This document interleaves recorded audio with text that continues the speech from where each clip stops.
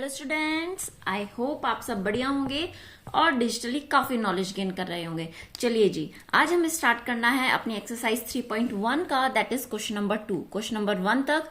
और इस क्वेश्चन में यूज होने वाले फॉर्मुलेज और आइडेंटिटीज हम कहें तो वो हम ऑलरेडी अपनी फर्स्ट वीडियो में कर चुके हैं, ठीक है, जो थ्योरी और कंसेप्ट पर क्लियर था।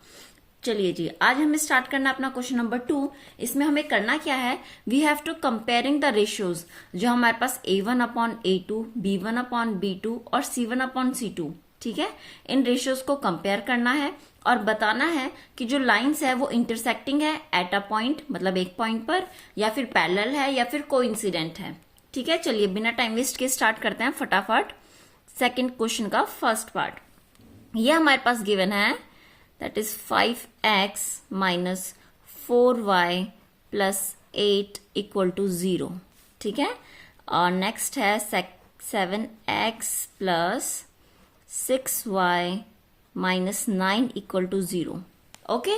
अब मैंने आप लोगों को थ्योरी और कंसेप्ट की वीडियो ऑलरेडी डाली हुई है, आई होप आपने वो देखी होगी और समझी भी होगी। अब वहीं यहाँ पर हम उसी का यूज करेंगे, ठीक है। चलिए जी स्टार्ट करते हैं। सबसे पहले हमें क्या लिखना होता है, जनरल इक्वेशन। जनरल इक्वेशन क्या होती है, कौन सी, linear equation in two variables की। टू वेरिएबल्स है, उसकी जनरल इक्वेशन क्या होती है, that is a1x plus b1y plus c1 equal to 0 and a2x plus b2y plus c2 equal to 0, ठीक है। फर्स्ट इक्वेशन को फर्स्ट गिवन इक्वेशन से कंपेयर करेंगे, सेकंड वाली को सेकंड गिवन इक्वेशन से कंपेयर करेंगे। चलिए जी कंपेयर करते हैं। अभी हम लिख देते हैं कंपेयरिंग, राइट, ओके। कंपेयर करने पर अब देखिए जरा, a1 is equals to, start करते हैं फर्स्ट इक्वेशन, a1x, यहां गिवन है 5x, इट मीन्स x का कॉफिशिएंट कितना हो गया, that is 5, okay. I hope आपको ये दिख रहा होगा। चलिए जी नेक्स्ट हमारे पास आता है दैट इज प्लस b1y और ऊपर गिवन है माइनस 4y, तो हमारे पास b1 का कॉफिशिएंट कितना हो जाएगा, दैट इज -4, ठीक है। और आगे कितना है, प्लस c1 और plus 8, it mean c1 is equal to कितना आया, 8 आ गया। इसी तरीके से सेकंड इक्वेशन को गिवन सेकंड इक्वेशन से कंपेयर करेंगे, a2x और यहां गिवन है हमारे पास 7x, it means a2 is equal to 7। Then we have plus b2y and ऊपर क्या गिवन है, plus 6y, it means b2 is equal to plus 6, okay. Next आगे देखिए, प्लस c2 और ऊपर क्या गिवन है हमारे पास, that is -9, it means c2 is equal to what, that is -9। I hope इतना आपको कंपेयर करना आ गया होगा। अब हमें आगे क्या करना है, अपनी स्टार्टिंग में कंपेयर करके देखते हैं। यहाँ लिखते हैं रेशियो कंपेयरिंग। अब हमें क्या करना है, अभी तो हमने कंपेयर किया किसे, इक्वेशंस को, यहाँ लिख सकते हो अगर आप लोग, इक्वेशन कंपेयरिंग, ठीक है। इसलिए a1 a2 b1 b2 c1 c2 की वैल्यू निकाली। अब हमें क्या करना है, रेशियोज को कंपेयर करना है। चलिए जी एक एक स्टेप अच्छे से करेंगे, कंसेप्ट बिल्कुल क्लियर करते हुए चलेंगे ताकि आगे जाकर हमें दिक्कत ना हो। नोट्स भी अभी से बनाने स्टार्ट करेंगे ताकि हमें ऐसे ही प्रैक्टिस हो जाए और बोर्ड में हमारा टाइम भी बचे, ठीक है।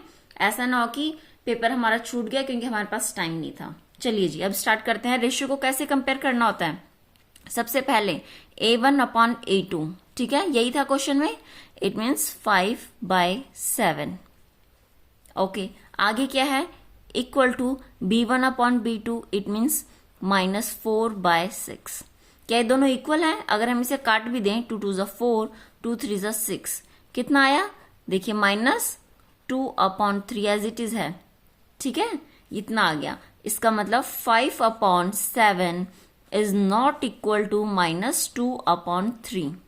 और यह हमारे पास कौन सा होता है, याद है, पहले हम क्या लिखेंगे, ऑफकोर्स हमें अगर याद करना है तो सबसे बेस्ट मेथड होता है, हर क्वेश्चन के हर पार्ट में जो भी आइडेंटिटी या फॉर्मूला यूज हुआ है उसे लिखकर बॉक्स में बंद करना इंपॉर्टेंट है। अब देखिए a1 upon a2 is not equal to b1 upon b2, यही चीज बनी, यही था हमारे पास सबसे पहला रेशो। इसका मतलब क्या हुआ, अगर हमारे पास पहला ही रेशो इक्वल नहीं आया है तो हम क्या कहेंगे कि ये कैसी लाइंस हो गई, ये हो गई हमारी इंटरसेक्टिंग। देयरफॉर हम यहां लिखेंगे लाइंस आर इंटरसेक्टिंग, ठीक है, कहां पर, एट वन पॉइंट। ठीक है जी, ये हो गया हमारे पास। अब हमें सिर्फ इतना ही बताना था कि इंटरसेक्टिंग है या पैरेलल है या कोइंसिडेंट है, ठीक है, और ये हमें कंपेयर करने पर पता चल गया। चलिए जी, अब इसी तरीके से बिना टाइम वेस्ट के सेकंड पार्ट फटाफट सॉल्व करते हैं, और इक्वेशन और अपनी आइडेंटिटीज को ब्रैकेट में इसी तरीके से लिखते रहिए ताकि आपको इजीली याद हो सके, ठीक है। स्टेप बाय स्टेप करना ज्यादा बेहतर रहता है, बेकार तरीके से सॉल्व करने से तो अच्छा है, ठीक है जी। 9x plus 3y plus 12 equal to 0, ये हमारे पास सेकेंड पार्ट है। नेक्स्ट है 18x plus 6y plus 24 equal to 0, ठीक है। वैसे तो देखने से पता चल गया होगा, बट हमें लिखना भी तो है। चलिए जी, अब लिखना किस तरीके से, कैसे हम सॉल्व करेंगे, पहले हम लिखते हैं अपनी जनरल इक्वेशन। जनरल इक्वेशन क्या होती है हमारे पास, that is a1x plus b1y plus c1 equal to 0, और नेक्स्ट होती है a2x plus b2y plus c2 equal to 0। अगर वीडियो पसंद आई हो तो लाइक शेयर कीजिए, चैनल को सब्सक्राइब करके आप बेल आइकन भी दबा सकते हैं अगर आपको नोटिफिकेशन चाहिए नेक्स्ट वीडियो के लिए। चलिए जी, इतना हो गया। इसके बाद हमारे पास नेक्स्ट स्टेप क्या होता है, फटाफट देखिए। फर्स्ट पार्ट में क्या किया था हमने, इक्वेशन कंपेयरिंग, ठीक है, ये चीज की थी। आप देख रहे होंगे मैथ्स में हर एक क्वेश्चन के लिए अलग अलग स्टेप्स क्लियर होते हैं कि फर्स्ट स्टेप ये है, सेकंड स्टेप ये है, और इजीली आंसर भी निकल जाता है। और सबसे बड़ी बात, आप मैथ्स में आंसर भी चेक कर सकते हैं कि आपने ठीक किया या नहीं, ठीक है जी। चलिए देखिए, इक्वेशन कंपेयरिंग के बाद क्या होगा, a1x मतलब 9x, तो a1 इज इक्वल टू कितना हो जाएगा 9। फिर आगे देखिए plus b1y, it means plus 3y, तो b1 की वैल्यू कितनी आ गई, that is 3, and next plus c1, it means plus 12, तो c1 इज इक्वल टू 12। हमें पता है सेकंड इक्वेशन को हम अपने गिवन सेकंड इक्वेशन से कंपेयर करेंगे, इट मीन्स a2 की वैल्यू कितनी आ जाएगी, a2x, और यहाँ है 18x, it means a2 is equal to 18, right.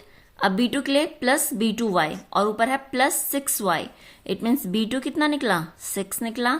Then what we have, plus c2 equal to 0, और यहाँ पे plus 24 equal to 0, it means c2 is equal to 24। अब हमें क्या करना होता है इक्वेशन कंपेयरिंग के बाद, आई थिंक दिख नहीं रहा, ये देखिए आप ध्यान से।